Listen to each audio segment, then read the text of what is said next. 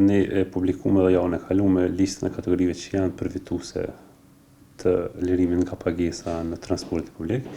Janë gjithsej 15 kategori, disa kategori kanë qenë të liruara më herët nga ligjet në disa kategori të caktuara, ndërsa në vjeshtën e vitit 2025 kryetari Program Roma ka marrë vendim që në kësaj liste të shojë disa kategori tjera. Janë kryesisht kategoritë që kanë për një nevojë të liruar nga pagesa, duke filluar nga nxënësit, studentët, pensionerët, organizatat e dalën nga lufta, veteranët, invalidët dhe familjet dëshmorëve. Gjithashtu janë të liruar edhe stafi administrativ i Komunës së Prishtinës, stafi i drejtorisë së shëndetësisë që përfshin qendrat klinike familjare dhe janë stafi i drejtorisë së arsimit që përfshin arsimtarët dhe stafin mësimor në drejtorinë e arsimit, që thonë me fjalën kategori që ka nevojë për me liru si akt përkrahje për punën që e bujnë, edhe janë realisht kategori që e përdorin më shpesh te trafiku urban. Kuleta digjitale është hapi i parë drejt digitalizimit të procesit të biletimit në trafikun urban në transportin publik. Ne përmes kuletës digjitale nga data e marsit kemi obliguar që të gjitha kategoritë e liruara të përdorin kuletën digjitale në mënyrë që të përfitojnë si kategori liruese nga pagesa. Mirë po në ato raste që se me përdor kuletën digjitale duhet një pajisje në telefon, duhet të shkarkoni një aplikacion dhe të ngarkohen dëshmitë e nevojshme në mënyrë që të përfitojë lirimin nga pagesa. Për gjithë shqiptarët që nuk kanë telefon, ne kemi të mundur që përmes një linko të aplikojnë dikush tjetër për atë qytetar që nuk ka telefon, edhe të furnizojmë një kartel që është e barazëdhshme me kuletën digjitale.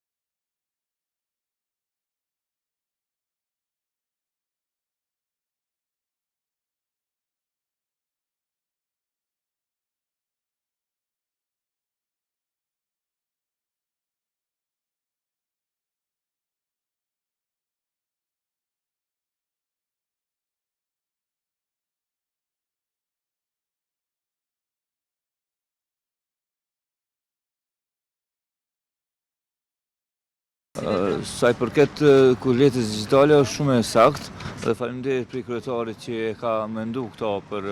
këtë kuletën digjitale, se ka lehtësuar shumë qytetarëve, sidomos për tash fluksin e kësaj shtrajtimeve që janë bërë më të madhe në rreth çështjes së çmimeve, atëherë kanë vepruar me mënyrë drejt, faleminderit si kryetar, aty ju kanë mundsuar shumë lehtë edhe është shumë e thjeshtë për me aplikuar në kuletën digjitale. Si e shihni gjithashtu lirimin e disa kategorive që janë? Kategoria, sidomos unë jam në qatë kategorinë e veteranëve dhe